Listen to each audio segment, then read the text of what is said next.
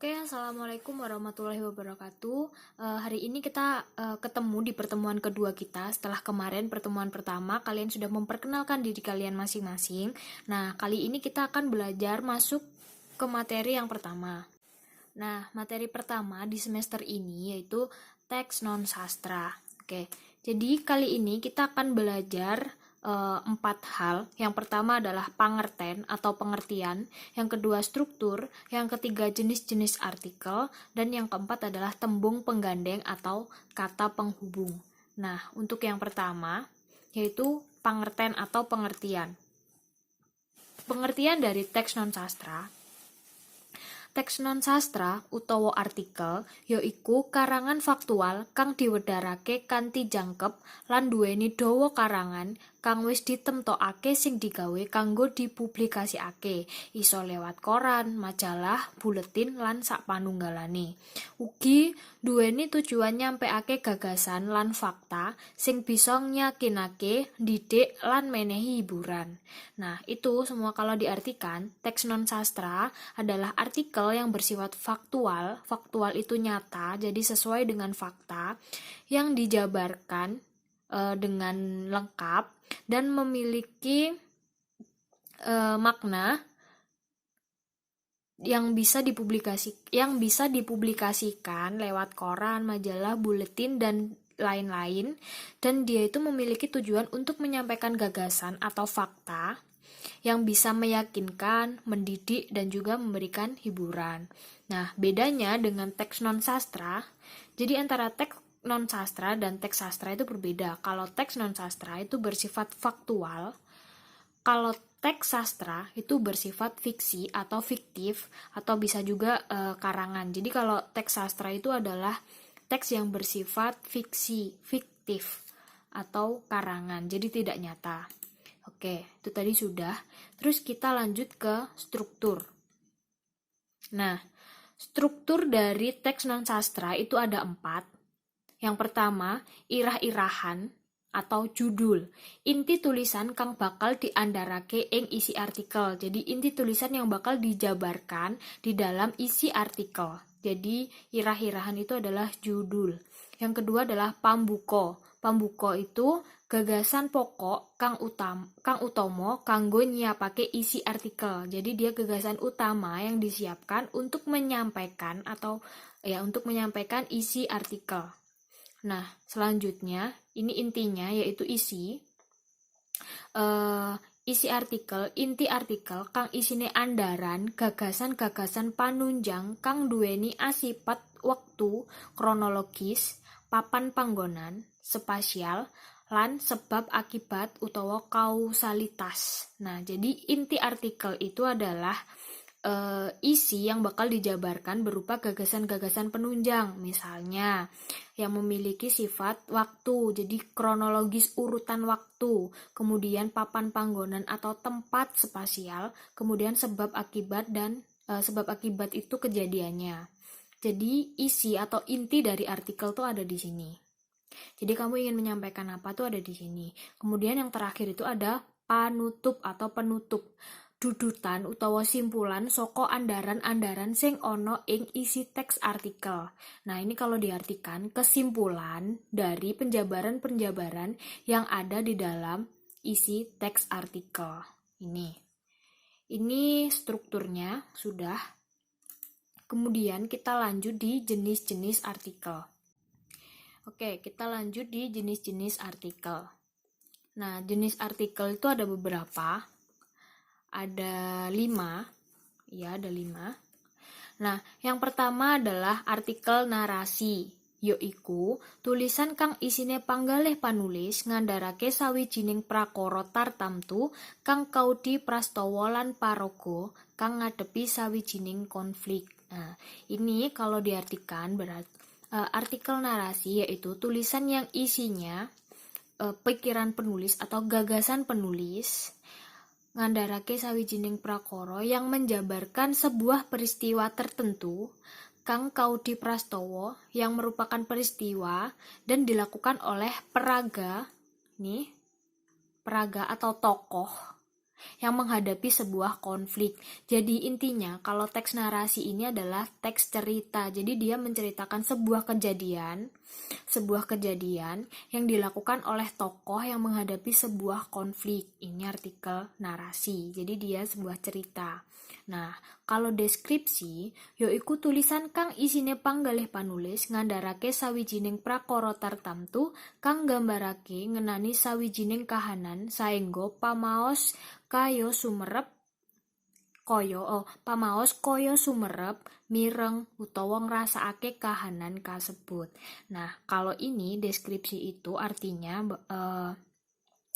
tulisan yang isinya gagasan penulis yang menjabarkan sebuah peristiwa tertentu yang digambarkan atau yang menggambarkan mengenai suatu kejadian, sehingga suatu kahanan itu bukan kejadian sih, sebuah hal. Jadi menggambarkan sebuah hal sehingga pembaca itu seperti melihat, mendengar, atau merasakan perihal tersebut. Jadi deskripsi itu lebih ke penulis itu menjelaskan apa yang penulis lihat atau apa yang penulis dengar. Jadi seolah-olah pembaca itu tahu. Jadi misalnya nih, teks deskripsi mengenai kursi ya kan. Misalnya kalian nggak tahu kursi dan saya tahu kursi. Terus saya ingin membuat teks deskripsi itu tentang kursi. Ya udah saya menjelaskan kursi itu adalah alat yang digunakan untuk duduk. Bentuk kursi itu bisa panjang, bisa pendek, bisa juga persegi. Kursi biasanya memiliki 4 kaki. Nah, kursi ini biasanya terbuat dari kayu. Ada juga yang terbuat dari besi. Nah, itu teks deskripsi. Jadi, kalian yang nggak tahu pun bisa tahu dengan deskripsi yang diungkapkan penulis itu tadi. Nah, itu untuk artikel atau teks deskripsi. Lanjut. Artikel eksposisi. Artikel eksposisi yaitu tulisan yang isinya penggalih penulis ngandharake sawijining prakara tartamtu kanggo tambahan informasi tumrap pamaos. Intinya, artikel eksposisi itu adalah artikel yang isinya merupakan informasi tambahan untuk para pembaca. Jadi penulis ini memiliki tujuan untuk memberikan suatu pengetahuan baru kepada pembaca. Misalnya nih, kalian belum tahu bahwa daun itu bisa memasak makanannya sendiri. Nah, akhirnya si penulis ini membuat sebuah artikel di mana dalam artikel itu menjelaskan bahwa daun itu bisa memasak makanan sendiri loh dengan klorofil dan di dalam stomata. Nah, itu jadi memberikan pengetahuan baru ini untuk eksposisi. Kemudian lanjut ke artikel argumentasi. Artikel argumentasi yaiku tulisan kang isine panggalih panulis ngandharake sawijining prakara tartamtu kang duwe ancas mbuktekake salah benere sawijining fakta utawa bukti. Nah, ini artinya berarti tulisan yang isinya gagasan penulis yang menjabarkan sebuah perkara tertentu yang memiliki tujuan untuk membuktikan salah atau benar sebuah fakta atau bukti. Jadi kalau artikel argumentasi itu lebih ke penulis ingin menunjukkan kepada pembaca bahwa ini lo benar, ini lo salah. Jadi mendukung opini penulis itu argumentasi. Kemudian yang terakhir adalah artikel persuasi.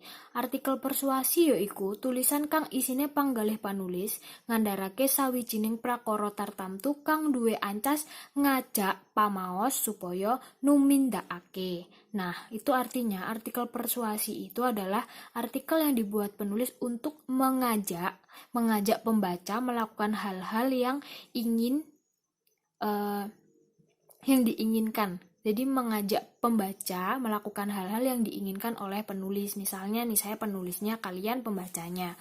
Terus saya menulis di situ bahwa membuang sampah di sungai itu berbahaya karena dapat menyebabkan banjir. Nah, maka dari itu ayolah kita buang sampah pada tempatnya. Nah, itu adalah contoh persuasi. Jadi lebih ke mengajak pembaca untuk melakukan sesuatu hal.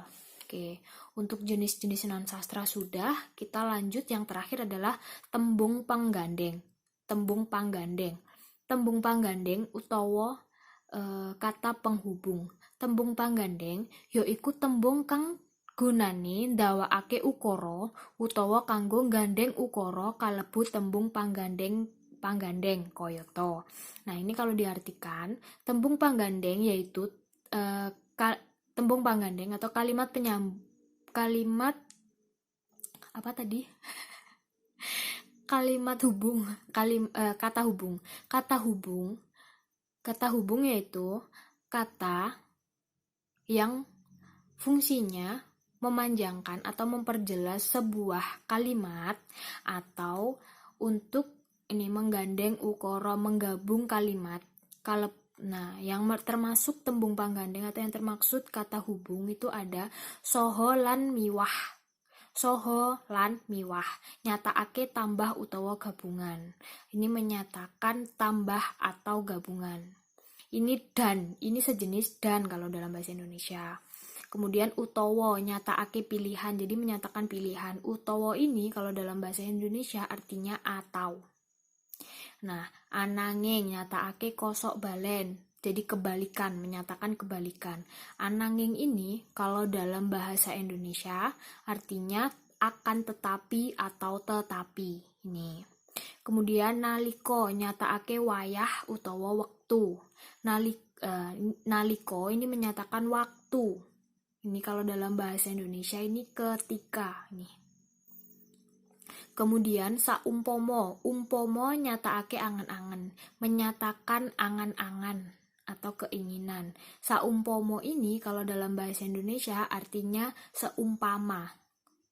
Seumpama. Nah, ini. Kemudian supaya nyatakake tujuan utawa ancasan. Jadi dia menyatakan tujuan. Supaya ini dalam bahasa Indonesia tetap supaya, cuman pembacaannya aja yang berbeda. Kemudian ada senadyan. Senadyan nyatakake konsensif. Jadi dia mengandaikan senadyan seandainya. Senadyan seandainya. Kemudian ada amargo nyatakake sebab. Menyatakan sebab amargo karena. Nih, amargo karena. Kemudian saenggo nyatakake akibat atau menyatakan akibat. Ini kalau dalam bahasa Indonesia sehingga. Kemudian ini kamongko utawa mongko yaitu nyatakake panyetho atau penjelas. Jadi kumongko ini kalau dalam bahasa Indonesia itu oleh karena itu, bukan. Nah, ini jadi kumongko itu menyatakan penjelas. Oke, sudah ya. Jadi tadi sudah pengertian teks non sastra, kemudian strukturnya apa saja, jenis-jenis artikelnya apa saja, tembung panggandeng apa saja. Sudah semua. Nah, tugas kalian untuk pertemuan kali ini adalah silahkan kalian rangkum semua materi yang Ibu jelaskan tadi. Ini sudah ada PowerPoint-nya tadi kan, sudah saya video. Jadi kalian merangkum semua yang Ibu jelaskan mulai dari pengertian, struktur, jenis-jenis artikel, kemudian tembung panggandeng. Jadi jangan ditulis PPT-nya aja, kalian harus menyertakan penjelasannya juga. Nah, kan tadi sudah Ibu jelaskan semuanya kan. Nah, tugasnya Ibu tunggu hari ini maksimal jam 3 sore. Jam 3 sore ditulis di buku tulis, kemudian difoto, kemudian dijadikan file PDF ya, kemudian dikirim di grup kelas. Terus nanti format penamaannya begini. Format penamaannya, bentar. Aduh, lama. Nah, format penamaannya, nomor absen, misalnya nomor absen 12, titik, nama kalian, misalnya Niken. Kemudian, titik, tugas, kelas aja, kelasnya kalian kelas berapa gitu. Jadi format penamaan nanti PDF ya, di PDF dulu.